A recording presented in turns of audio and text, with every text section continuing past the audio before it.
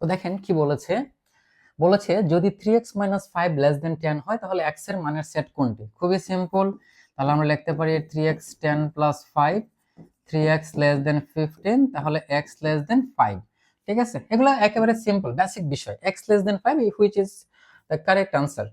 ওকে, next এটা দেখেন, এটা আনসার চলে আসছে। দেখেন এখানে এখানে একটা ফাংশন দেয়া আছে। সো এখানে কি আছে দেখেন, x² - 4x + 3 হুইচ ইজ < 0।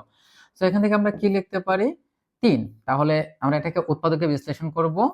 তাহলে 3x - x + 3 < 0। তো x কমন নিলে x - 3 -1 কমন নিলে x - 3 < 0। So x - 1 x - 3 < 0। তো এখানে একটা জিনিস আপনাকে মনে রাখতে হবে, যখন দুইটা উৎপাদক, এগুলো হচ্ছে উৎপাদক, দুইটা উৎপাদকের গুণফল যখন 0 থেকে বড় হবে, তখন এই দুইটা থেকে যে ছোট মান আমরা পাবো, দেখেন x - 1 সমান আমরা ধরলাম 0, তাহলে x = 1। আবার x - 3 = 0, তাহলে x = হচ্ছে 3। তখন প্রথমে আসবে ছোট মান, তারপর লেস দেন। এই যে লেস দেন আছে, তাই লেস দেন। যদি এখানে লেস দেন ইকুয়াল থাকতো, তাহলে এখানে লেস দেন ইকুয়াল থাকতো। তো লেস দেন, তারপর হচ্ছে x, লেস দেন হচ্ছে বড় মান, তাহলে এটা আনসার হচ্ছে এইটা। ঠিক আছে, অর্থাৎ x এর মান 1 থেকে বড় বাট 3 থেকে ছোট, এই জিনিসটা আপনাকে বুঝতে হবে। দেখেন এই যে অসমতাটা আছে, এই অসমতাটা x এর মান 1 থেকে বড় এবং 3 থেকে ছোট এই মানের জন্যই আসলে সত্য হবে। দেখেন 1 থেকে বড় এবং 3 থেকে ছোট একটা মান নেই, মনে করেন 2, তাহলে এটা কি হবে? তাহলে এই শর্তটা সিদ্ধ হয় কিনা আমরা একটু দেখি। দেখেন যদি আমরা 1 নেই, তাহলে এই শর্ত কিন্তু সিদ্ধ হবে না। কেন? দেখেন এটা হবে 4 × 1 × 3। ঠিক আছে, তাহলে দেখেন সরি প্লাস 3, তো এটা সমান 0 হয়ে যাবে। এই যে লেস দেন 0 এই শর্তটা কিন্তু সিদ্ধ করবে না। ঠিক আছে, আবার যদি আমি 3 নেই, তাহলে দেখেন 9 - 12 + 3 which is 0। তার মানে এই যে 0 থেকে ছোট এই শর্তটাকে কিন্তু সিদ্ধ করবে না। কিন্তু যদি আমরা 1 থেকে বড় এবং 3 থেকে ছোট একটা মান নেই, মনে করেন 2, তাহলে হবে 4 - 8 + 3। ঠিক আছে, তাহলে দেখেন 4 এবং 3 হচ্ছে 7, তো 7 থেকে যদি আমরা 8 কে বিয়োগ করি তাহলে হচ্ছে -1। কি হয় এটা? -1 which is less than 0। তার মানে x এর মান 1 থেকে বড় 3 থেকে ছোট, বাট 1 এবং 3 কিন্তু এখানে এক্সিস্ট করে না। কিন্তু যদি এখানে ইকুয়াল থাকতো তাহলে এইগুলো কিন্তু এক্সিস্ট করত। তখন 1 থেকে শুরু করে 3 পর্যন্ত যত পয়েন্ট আছে সবগুলোই হচ্ছে তার সমাধান। ঠিক আছে, ওকে। কি বলেছে দেখেন, -2x, খুব সিম্পল বিষয়, গ্রেটার দেন ইকুয়াল 6। তো আমরা জানি মাইনাস দ্বারা গুণ করলে অসমতা চিহ্ন পরিবর্তন হয়। অসমতা চিহ্ন দুইটা শর্তে পরিবর্তন হয়। একটা হচ্ছে যদি আমরা মাইনাস দ্বারা গুণ করি, আর একটা হচ্ছে যদি আমরা উল্টিয়ে দেই তখন অসমতা চিহ্ন চেঞ্জ হয়। ফর এক্সাম্পল, মাইনাস দ্বারা যদি এটাকে আমরা গুণ করি তাহলে এটা কি হবে? 2x। তো এই যে গ্রেটার দেন ইকুয়াল, এটা হয়ে যাবে লেস দেন ইকুয়াল, আর 6টা হয়ে যাবে -6। তাহলে x লেস দেন ইকুয়াল -3। এইটা হচ্ছে আনসার। এখন দেখেন আমরা একটা বিকল্প চিন্তা করি। মনে করেন 1/a greater than equal 1/b। এখন এটাকে যদি আমি উল্টিয়ে দেই তাহলে জিনিসটা হবে এরকম, a less than equal b। মানে যখনই আমরা একটা ভগ্নাংশকে উল্টিয়ে দেব তখন অসমতা চিহ্ন চেঞ্জ হয়ে যায়। আবার মাইনাস দ্বারা গুণ করলে অসমতা চিহ্ন চেঞ্জ হয়ে যায়। এটাকে আপনি এভাবে চিন্তা করতে পারেন, দেখেন b এর সাথে এটাকে গুণ করেন তাহলে b less than equal a এর সাথে এটাকে গুণ করেন a। দেখেন এই দুইটা কিন্তু একই জিনিস, a থেকে b বড় অথবা সমান, b a থেকে বড় অথবা সমান, একই জিনিস, জাস্ট সামনে পেছে আর কিছু না। ঠিক আছে, কি বলেছে যে নিচের কোন বিন্দুটি অসমতা এত এর সমাধান অঞ্চলে অবস্থিত? তো দেখতে হবে যে এই চারটা বিন্দুর মধ্যে কোন বিন্দুর জন্য এই অসমতাটা সত্য। আচ্ছা আমরা প্রথমটা দেখি। তো প্রথমটা যদি আমরা দেখি তাহলে হবে 2 + 3, সো এটা 6 থেকে বড় নয়। আচ্ছা, 0 যদি 0 নিলে 0 greater than 6 which is not true. যদি 2 1 নেই তাহলে 2 2 4, 3 একে 3, তাহলে হচ্ছে 7 হুইচ ইজ আওয়ার আনসার। ঠিক আছে, অর্থাৎ x এর জায়গাতে 2, y এর জায়গাতে 1 বসিয়ে দেখতে হবে যে টোটাল মানটা 6 থেকে বড় হয় কিনা। যে বিন্দুর জন্য বড় হবে সেটাই হচ্ছে আমাদের সমাধান। ঠিক আছে, ওকে। বলেছে modulus of x less than 4 এর অসমতার সেট কোনটি? তো অসমতা দেখেন, মডুলাস দ্বারা আমরা কি বুঝি? মডুলাস বলতে মূল বিন্দু থেকে কোন বিন্দুর দূরত্বকে বোঝানো হয়। দেখেন মূলবিন্দু থেকে কোন বিন্দুর দূরত্বকে বোঝানো হয়। সো এই যে মডুলাস অফ মানে modulus of x less than 4 এর মানে হচ্ছে এরকম, দেখেন মনে করেন এটা হচ্ছে 0 1 2 3 4। আচ্ছা আমি এদিকেও দেই। সো এটা হচ্ছে -4 -3 -2 -1, এটা হচ্ছে এরকম। সো এই হচ্ছে 4 আর এই হচ্ছে -4। So modulus of x less than equal 4 এর মানে হচ্ছে এই x এর মানটা -4 থেকে বড়। একটু লক্ষ্য করেন, মডুলাস মানে এখানে প্লাস মাইনাস মান আছে। দেখেন প্লাস মাইনাস কি আছে, মান আছে। তো প্লাস মাইনাস দ্বারা আসলে বোঝানো হয় দিক। এই যে মডুলাস অফ 4 দ্যাট মিন্স এখানে plus minus x, sorry modulus of x তার মানে এখানে প্লাস মাইনাস x, তার মানে ধনাত্মক দিকে যে অংশটা এটা হচ্ছে প্লাস এবং ঋণাত্মক দিকে যে অংশটা সেটা হচ্ছে মাইনাস, বাট দুইটা দ্বারা আসলে দূরত্ব বোঝানো হয়। দেখেন এই অংশ দ্বারা বোঝানো হয় 4 একক দূরত্ব, আবার এই অংশ দ্বারা বোঝানো হয় 4 একক দূরত্ব, বাট এটা হচ্ছে ধনাত্মক দিকে আর এটা হচ্ছে ঋণাত্মক দিকে। That's it. তো এইটাকে যখন আমরা ক্যালকুলেশন করব তখন হয়ে যাবে -4, তারপর এখানে যে চিহ্নটা থাকবে সেটা, তারপর x লেস দেন হচ্ছে এইটা। এখন প্রশ্ন হচ্ছে যদি এখানে এরকম হয় যে x less than equal 4, same process -4 less than equal, মানে এখানে লেস দেন থাকলে লেস দেন হবে, লেস দেন ইকুয়াল থাকলে লেস দেন ইকুয়াল হবে। সো এটা কি হয়ে যাবে x লেস দেন ইকুয়াল 4। আশা করি ক্লিয়ার কিন্তু, ঠিক আছে, একেবারে সহজ বিষয় কিন্তু এটা। কিন্তু এখানে একটা বিষয় মনে রাখতে হবে, যদি জিনিসটা এরকম হতো, লেস দেন না হয়ে যদি গ্রেটার দেন হতো, তাহলে কিন্তু আর আপনাকে ওই পরমান লেখার সুযোগ নাই, তখন এটা আসলে এইটাকেই বোঝানো হয়, অন্য কিছু না। ঠিক আছে, আচ্ছা। সো এখানে এই যে গ্রেটার দেন ইকুয়াল আছে, সো গ্রেটার দেন ইকুয়ালটাকে আমরা কিভাবে সমাধান করব দেখেন। সো এটাকে সমাধান করার জন্য আপনাকে একটা বিষয় মাথায় রাখতে হবে, যখনই মডুলাস থাকবে, যে একটু আগে যেটা বললাম এখানে একটু চেঞ্জ আছে, সেটা হচ্ছে যখন গ্রেটার দেন ইকুয়াল থাকবে, সো এখানে এই যে মডুলাস মানে এখানে দুই ধরনের চিহ্ন আছে। দেখেন একটু আমরা বুঝি, মডুলাস যখন তুলে নিব তখন জিনিসটা হবে এরকম, ঠিক আছে। তো যখন এই x-2 গ্রেটার দেন ইকুয়াল 5 হবে, কখন, যখন প্লাস, ঠিক আছে, আর যখন মাইনাস তখন এই x-2 লেস দেন ইকুয়াল -5 হবে।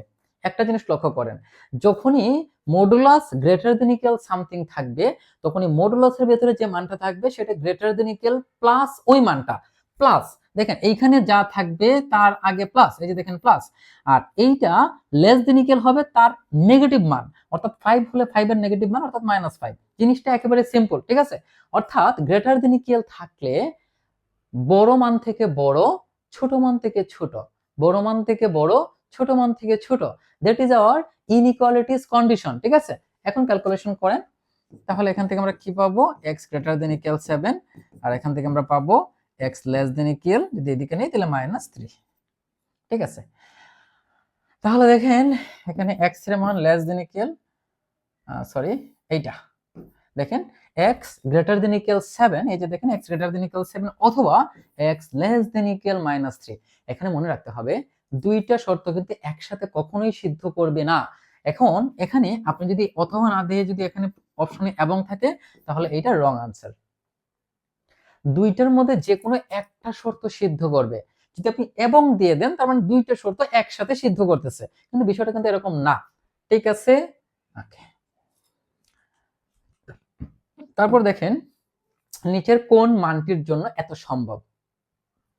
তো এইটা সমান -2 কখন সম্ভব, এটা কখনো সম্ভব না।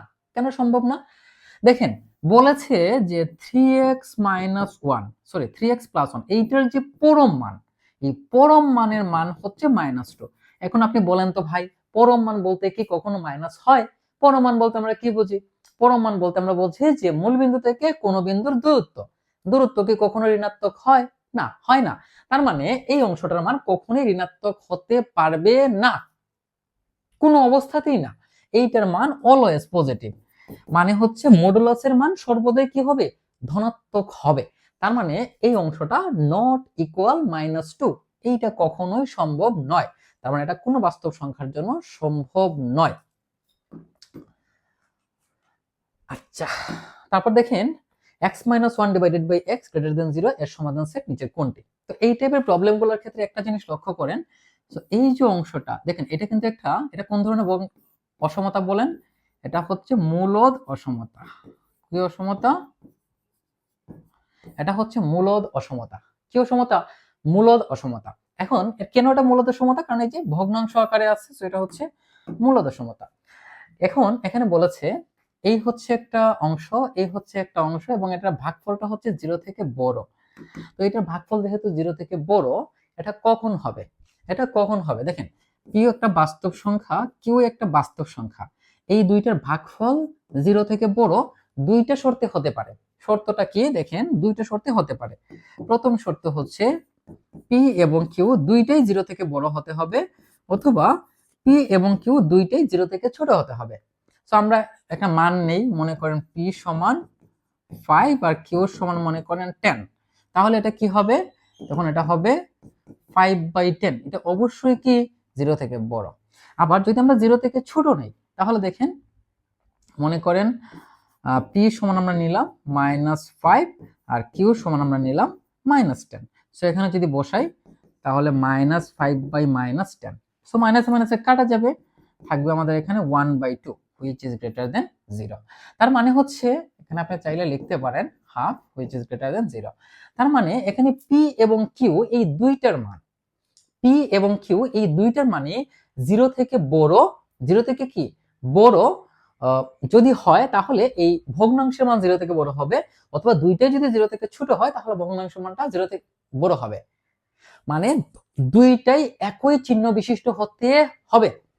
যদি দুইটা একই চিহ্ন বিশিষ্ট না হয়ে ভিন্ন চিহ্ন বিশিষ্ট হয়, তাহলে এই দুইটার ভাগফল 0 থেকে ছোট হবে। ঠিক আছে, এখন এটাকে আমরা সমাধান করি।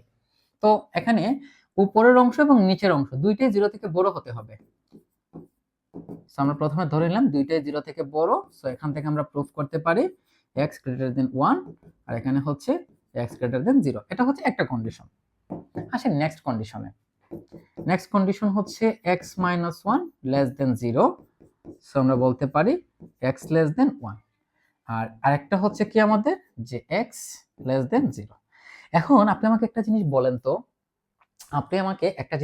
তো, যে যে মানটা 1 থেকে ছোট, যে মানটা 1 থেকে ছোট, সেই মানটা ডেফিনেটলি 0 থেকেও কি ছোট। একটা জিনিস আমি আবারও বলছি, যে মানটা 1 থেকে ছোট, লক্ষ্য করেন এটা হচ্ছে 0, এটা হচ্ছে 1, এটা হচ্ছে -1। এখন কিছু মান আছে যেগুলো হচ্ছে আমাদের 1 থেকে ছোট।